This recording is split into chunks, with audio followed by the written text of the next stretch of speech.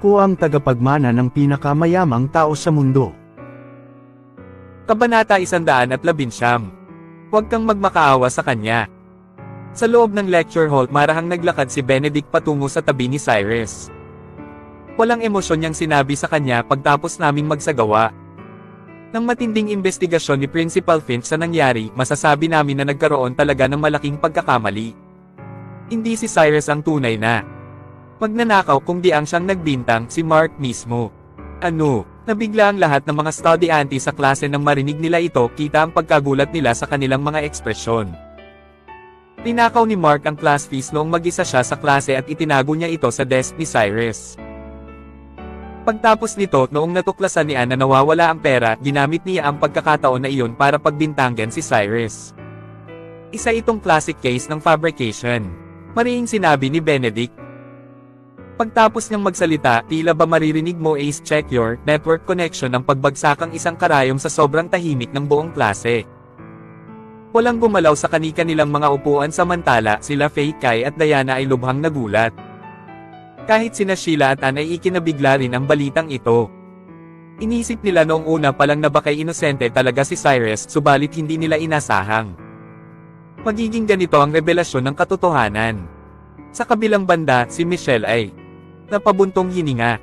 Umiti siya dahil hindi mali ang pagkakakilala niya kay Cyrus. Ngayon ay mas malinaw na ang lahat.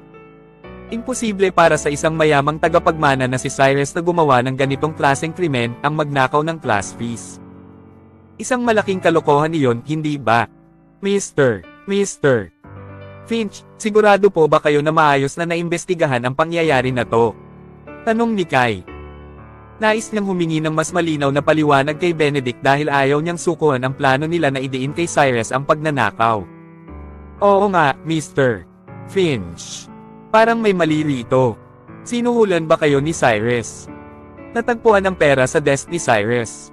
Kahit na alam ni Faye na nalaman na nila ang katotohanan, pinilit niya pa ring ituloy ang kanilang nasimulan. Kaya nga, baka nga si Cyrus talaga ang pagnanakaw. Mr. Finch, sabihin niyo, sinuhulan ba kayo ni Cyrus? Maraming mga estudyante sa klase ang hindi may sikmura ang katotohanang sinabi nila, kaya naman nagkagulo silang lahat. Thud. Matapos marinig ang mga sinabi ng mga estudyante, kinampes ni Benedict ang lamesa gamit ang kanyang kamao at sumigaw siya ng malakas. Manahimik kayong lahat. Anong ibig niyong sabihin na sinuhulan ako ni Cyrus? Sinasabi niyo ba na parehas kaming sinuhulan ni Principal Finch? Nanahimik ulit ang buong klase nang marinig nila ang pagpapagalit sa kanila ni Benedict. Lumangon si Benedict kay Mark, ngayon tila nanggigigil. Lumakad siya patungo sa podium at sinabi, "Tama si Mr. Finch. Ako ang may pakana sa lahat ng mga nangyari ngayong araw. Ako ang nagnakaw ng class fees mula kay Anne, pagtapos nito ay inilagay ko ang pera sa lamesa ni Cyrus para pagbintangan." Bam! Si Faye, na kaninang nagyayabang, ay ngayon napaatras ng 2 hakbang dahil umamin na si Mark sa tunay niyang ginawa. Napaupo siya bigla sa kanyang upuan, puno siya ng takot sa mga oras na ito. Sa kabilang banda, si Kai naman ay galit na nakatitig kay Mark. Hindi niya maintindihan kung bakit aaminin ni Mark ang katotohanan, lalo na't pakiramdam niya ay napakaganda na ng takbo ng kanilang plano. Hindi maipaliwanag ang ngiti na mayroon si Diana habang nakatingin siya ngayon kay Mark. Kung iisipin, matagal na siyang hindi sumasang-ayon sa plano na ito. Nararamdaman niya talaga na sasabit sila. Ngayon, napatunayan niya nga na tama ang kanyang hinala. Dahil naihayag na ang katotohanan. Hulala ang mga estudyante habang sila ay nakatingin kay Mark. Talagang hindi nila inasahan na inosente pala talaga si Cyrus at ang katotohanan ay pinagbintangan lamang siya ni Mark. Sina Liam at Ryan, na simula pa noong una ay hindi na makakilos sa sobrang pagkagulantang nila sa mga kaganapan, ay ngayon labis nang nagagalak dahil sa balita. Sa wakas, hindi naman talaga si Cyrus ang magnanakaw. Sigaw ni Liam sa sobrang kaligayahan. Oo nga, alam kong hindi magagawa ni Cyrus ang ganong klaseng bagay. May tiwala ako sa kanya. Dagdag pa ni Ryan. Dahil maayos naming inimbestigahan ang mga pangyayari, natuklasan naming ang tunay na may kasalanan ay si Mark at si Cyrus ang naging biktima niya. Kaya naman, matapos kong makipag-usap kay Principal Finch sa kung ano ang parusang nararapat para kay Mark, nagkasundo kami na ibigay ang desisyon kay Cyrus. Anunsyo ni Benedict sa harap ng buong klase. Dahil ang kapalaran ni Mark ay nasa mga kamay na ngayon ni Cyrus, agad siyang lumingon para tumigin kay Cyrus para bang nagmamakaawa ang kanyang mga mata. Cyrus, alam kong nagkamali ako. Hindi dapat kita pinagbintangan. Parang awa mo na, gagawin ko ang lahat ng gusto mo basta wag mo lang patalsikan sa school. Kahit anong gusto mo parang awa mo na. Habang nakikita nila Faye Kai at ng iba pa na labis na nagmamakaawa ang kaibigan nila kay Cyrus. Malubha ang panlulumong naramdaman nila. Para bang nasa ibang mundo sila sa mga sandaling ito, sinong mag-aakala na kahit muntikan na nilang may isa katuparan ng kanilang mga plano, ngayon pa nagbago ang ihip ng hangin. Hindi pa rin maintindihan ni Kai kung ano ang nangyari upang aminin ni Mark ang lahat ng mga ginawa niya. Kung hindi niya ito ginawa at kahit anong patunay na si Cyrus talaga ang nagnakaw ng pera, wala rin namang ebidensyang Mark ang gumawa nito.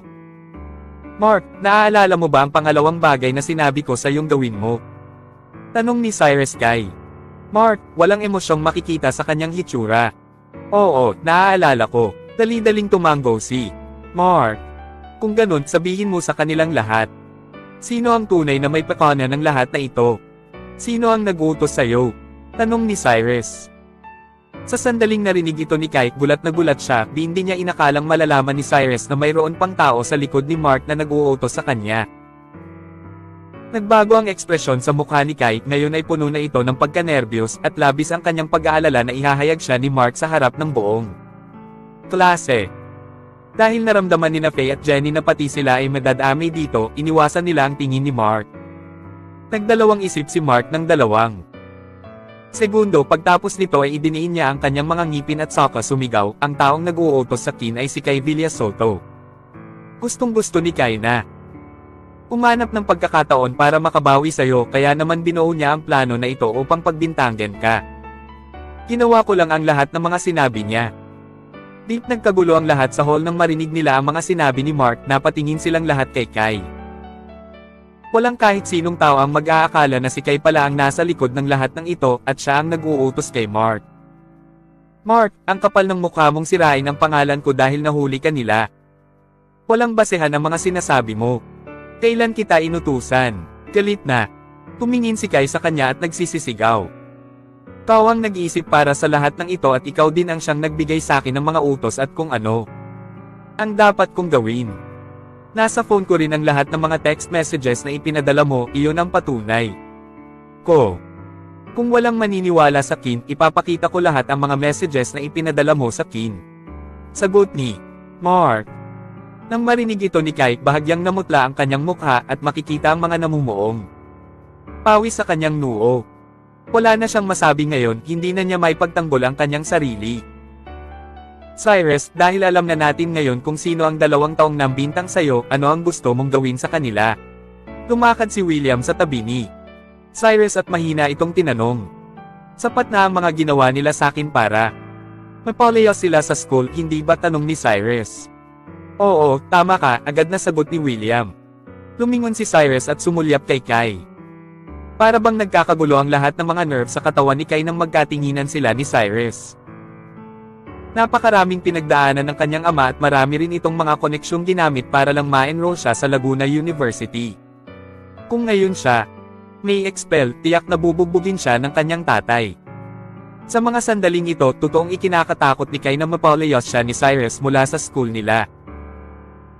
Cyrus, alam kong malaki ang kasalanan ko sa'yo. Hindi dapat kita pinagbintangan, nagmamakaawa ako sa'yo. Parang awa, bigyan mo ako ng isa pang pagkakataon. Gagawin ko rin ang lahat ng sasabihin mo basta ay wag mo akong patalsikan sa school. Parang awa mo na. Si Kai, na siyang palaging nagmamalit sa pagkatao ni Cyrus, ay ngayon nakayuko na sa harap niya. Nakakaawa ang tono ng kanyang mga salita. Natulala ang mga estudyante kay Kai. Para bang hindi ka panipaniwala ang mga nangyayari ngayon. Sinong mag-aakala na ang token richer ng kanilang klase ay magmamakaawa sa mahirap na talunan na si Cyrus?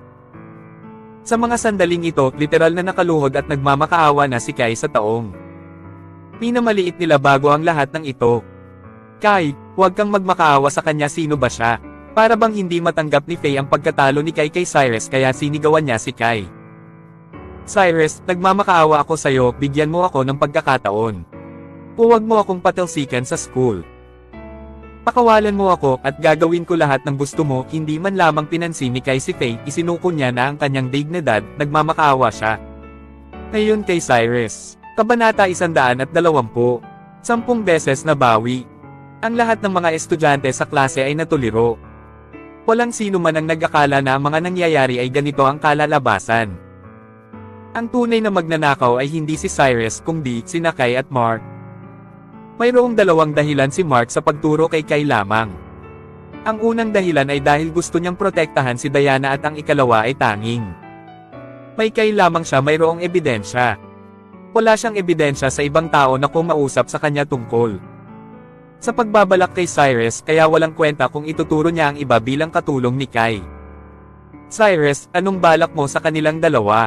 Ngayong alam na ngayon ni William ang tunay na pagkatao ni Cyrus, malamang ay hinayaan niya ang pinata na pagpasyahan kung paano parusahan sina Mark at Kai. Ayaw niyong dalawa na mapatalsik, hindi ba? Nag-alinlangan si Cyrus ng sandali, nanlisik ang kanyang mga mata at lumingon kina Mark at Kai upang tanungin sila. Oo, basta't hindi mo ako patatalsikin, gagawin ko ang anumang gusto mo. Mabilis na tumango si Kai nang hindi iyon masyadong pinag-isipan. Oh, sige. Lumuhad kayong dalawa sa harap ng school. Hanggang alas 6 ng gabi at palalagpasin ko ta. Sabi ni Cyrus ng may poker face. Nang marinig ang utos ni Cyrus, ang lahat ng nasa klase ay napanganga sa gulat. Cyrus, hindi ba't sobra na yon? Binabalaan kita, huwag kang magyabang. Hindi makatwiran ang kinikilos. Tumayo si Faye, pinanlakihan ang kanyang naluluhang mga mata at sumigaw kay Cyrus. Kung sa tingin mo ay sumusobra na ako, pwede nyo naman piliin na wag lumuhad at lumayas na lang ng school. Hindi ko naman kayo pinipilit, lumingon si Cyrus upang tumingin kay Faye at sinabi sa isang casual na tono. Ikaw, walang na masagot si Faye. Alam na si Cyrus ang lamang ngayon, wala siyang maisasagot sa katapangan ni Cyrus. Sa sandaling iyon, tumingin ng masama si Kai kay Cyrus. Pakiramdam niya na ang kahilingan ni Cyrus ay lubos na kaiyahiya at halatang isa iyong insulto sa kanyang dignidad. Malinaw naman na ayaw niyang tanggapin ang kahilingan na iyon. Ngunit kung tatanggi siya, ang kanyang kapalaran ay mapapatalsik mula sa school na sobrang pinaghirapan ng kanyang ama para lang makapasok siya. Siya ay nahihirapan na magpasya at lubos na nagalit kay Cyrus na pinwersa siyang mapasok sa sitwasyon na ito. Cyrus, magkaklase tayong lahat dito. Magkaibigan tayo, hindi ba? Hindi mo kailangang ipagawa yun dahil lang sa maliit na bagay, hindi ba? Oo nga, nakakahiya para sa isang tao na lumuhad sa harap ng school, paano mo nagawang pilitin sila na gawin yun? Hindi ba't masyado ka nang nakakainsulto? Cyrus, sumosobra ka na. Ang lahat ay nagsimulang magsalita para kina Kai at Mark, nagsahi sila ni at Mark. Nagsabi sila ng masasaman pahayag kay Cyrus at pinagmukha siyang masama. Sumosobra, hindi mapigilan ni Cyrus na mapangisi sa pahayag ng lahat at tinaasan ang kanyang boses ng may seryosong mukha. Noong pinagbalakan nila akong dalawa para maturong magnanakaw kanina, bakit walang kahit isa sa inyong pinaglaban ako at sinabi na sumosobra na sila. At ngayon, biglang alam nyo kung ano ang sumosobra. Ang klase ay natahimik. Ang lahat ay tumingin kay Cyrus na tuliro sa mabangis niyang mga salita. Nag-alinlangan sila ng ilang sandali, pagkatapos ay nagkasundo na wag nang magsalita para kina Kai at Mark. So, anong desisyon niyo? Luluhod kayo o hindi? Lumapit si Cyrus kina Kai at malamig na nagtanong, hahayaan kita, Cyrus, walang awa ka. Luluhod na. Ako ka, okay. Masaya ka na ba ngayon? Nagtiis si Kai at sumigaw. Pagkatapos makita ni Mark na pumayag si Kai sa utos ni Cyrus, mabilis din siyang sumagot. Luluhod rin ako, luluhod rin ako. Pagkatapos marinig ang sinabi nilang dalawa bilang sagot kay Cyrus, ang lahat ng mga estudyante sa klase ay natuliro. Ang ekspresyon sa kanilang mga mukha ay hindi makapaniwala. Walang sino man ang nag-akala na talagang papayag sila sa hindi makatwiran at masamang kahilingan ni Cyrus. Pinanlisikan ni Sheila si Cyrus, tila may malalim na iniisip. Naisip niya na ang dahilan kung bakit ganun ang kahilingan ni Cyrus ngayon ay dahil masyadong Matagal na siyang nagtitiis sa kamay ni Kai. Siya ay isang biktima ng walang awang pambubuli, nagtitiis nang hindi lumalaban, at ngayon, bumaligtad na ang lahat. At saka, ninakaw ni Kai ang girlfriend ni Cyrus. Ang ganoong kombinasyon ng sama ng loob at inis ang pwedeng magresulta kay Cyrus na gumawa ng ganoong desisyon. Hindi niya masisisi si Cyrus kaya hindi siya masyadong nagsalita at hinayaan ang mga binata na tapusin iyon ng sila lang. Ngayong napangalagaan na niya sina Kai at Mark, lumingon naman si Cyrus sa buong klase. Ang mga estudyante na pinahiya at ininsulto si Cyrus kanina ay nanlaki ang mga mata sa takot noong nakita nila ang mga mata ni Cyrus dahil alam nila na pagkatapos ilabas ni Cyrus ang mga sama ng galit niya kina Mark at Kai, sila naman ang magbabayad. Naalala niyo pa ba ang sinabi ko sa inyo kanina? Nang may seryosong mukha, nilakasan ni Cyrus ang kanyang boses sa kanyang mga kaklase. Ang lahat ay napatingin kay Cyrus, tila hindi magawang magsalita. Masyado takot na sila ngayon para sumagot. Kung nakalimutan nyo na, bibigyan ko kayo ng paalala. Sinabi ko na ang bawat iisa sa inyo ay magbabayad sa mga kinilos nyo. Sigaw ni Cyrus, ang kanyang boses ay rinig ng buong klase. Cyrus, magkaklase tayong lahat dito, wag. Huwag kang sumobra, binabalaan kita. Oo nga, hindi naman kami ang nagbalak sa'yo. Ano? Ano nang gagawin mo sa amin? Ang ilan sa mga lalaki ay kinakabahang sumigaw kay Cyrus, tinatasan ang kanilang mga boses para itago na sila ay lubos na natatakot. Oh, ngayon kaklase na ang tawag nyo sa kanya. Nakalimutan nyo na agad kung paano nyo ininsulto si Cyrus kanina. Tumayo si Ryan at sumagot. Oo nga. Hindi ba't walang awa nyo siyang inaapak-apakan kanina? Hindi ba't gusto nyo siyang mapatalsik mula sa school? Bakit hindi nyo sinabi na kaklase naman natin siya? Nakalimutan nyo na ba kung paano kayo niliber ni Cyrus ng pagkain sa Grand Clear Hotel noong nakaraan? Sigaw ni Liam sa kanila, wala naman kaming alam kung anong nangyayari, Noong oras na yun, akala namin ay magnanakaw si Cyrus 5 kaya nasabi namin ang mga bagay na yun, kinakabahan na paliwanag ng isa sa kanila. Hindi nyo alam kung ano ang nangyayari pero ang lakas ng loob nyong umapak sa dignidad ko nang parang wala lang. Walang awa kayo. Dahil sa inyo kaya, ang katotohanan ay nagbago at ang inosente ay nagiging masama, sigaw ni Cyrus, ang galit ay baka sa kanyang mukha, tama si Cyrus. Anong pinagkaiba yung mga nag-ingay, nagpakalat ng haka-haka at paninira sa mga may salang sina Mark at Kai? Wala akong nakikitang pinagkaiba sa pagbabalak nila kay Cyrus sa kinilos niyong lahat ngayong araw. Kung hindi na imbestigahan ang bagay na to ngayong araw, baka napilit kayong lahat ni Cyrus na lumayas ng school. Kaya dapat ko kayong pangalagaan ng maipit at maayos, gagawin ko kayong halimbawa. Kailangan kong ituro ang mahalagang leksyon na to sa bawat estudyante ng Laguna University, responsable kayo sa lahat ng sinasabi nyo bago malaman ang katotohanan. Si William ay may pambihirang kakayahan na makisabay. Pagkatapos magkaroon ng ideya kung paanong gusto ni Cyrus na pangalagaan ang kanyang mga kaklase, tanmayo siya at sumabay sa misyon ng binata, pinapagalitan ang klase tungkol sa hustisya. Dahil dito, ang mga estudyante ay natuliro. Sila ay natakot sa mga sinabi ni William, lalo na't puno iyon ng mga babala. Kung si Cyrus lang ang may gustong pangalagaan sila, hindi sila masyadong matatakot. Ang mga estudyante na kumukot siya kay Cyrus kanina ay masyadong marami para bilangin at imposible para kay Cyrus na may gawin sa ganoon karaming estudyante. Gayunpaman kung si William ang magsasagawa ng parusa, magiging iba ang lahat. Si William ang principal ng Solvay College. Pwede niyang gawin ang lahat ng gusto niya sa kanila at walang sino man ang lalabag sa kanyang autoridad. Cyrus, ano sa tingin mo kung bibigyan natin ang bawat estudyante ng isang demerit point? Mapapasok yun sa kanilang permanent records. Lumingon si William at mahinang tinanong si Cyrus. Sang demerit point sa bawat estudyante. Pagkatapos itong marinig ng lahat, sila ay ganap na napanganga. Walang nag-akala na magiging ganito kalupit si William. Pinahiya lang naman nila si Cyrus. Ang ganoon kalit na bagay ay malinaw na hindi nagkakahalaga sa ganoon katindi at permanenteng parusa tulad ng demerit point. Malinaw na sumosobra ang gustong gawin ni William. Tumingin si Sheila kina William at Cyrus at isang bakas ng pagkalito ang lumitaw sa kanyang mga mata. Hindi niya maintindihan kung bakit ganito kalupit ang gustong gawin ni William. Kahit na may sinabi ang mga estudyante na ito na masasamang bagay kay Cyrus, hindi nila deserve ang isang demerit point. Ang demerit points ay permanente sa kanilang student record at hindi pa nabigay ang mga ganoon sa ganoon kalit na bagay. Cyrus, sa tingin ko ay wala namang masamang balak sa iyo ang mga kaklase mo dahil sila naman ang mga kaklase mo. Paano kung wag mo na palakihin ang bagay na o?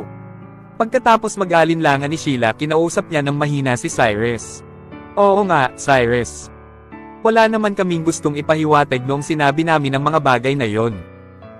Kausapin mo na si Principal Finch, pwede ba?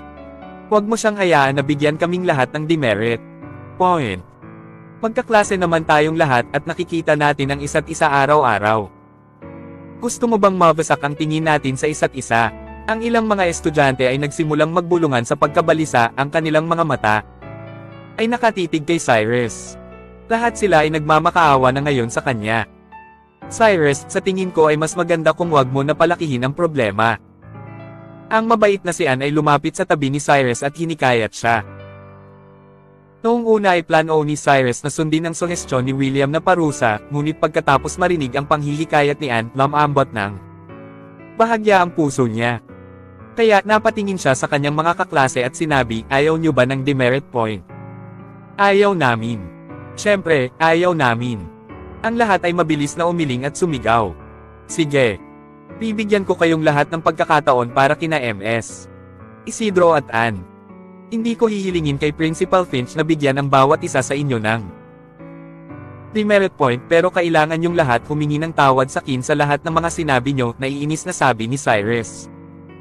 Pagkatapos itong marinig, sa wakas ay naintindihan na ng mga estudyante sa klase na nilalabanan na sila ngayon ni Cyrus.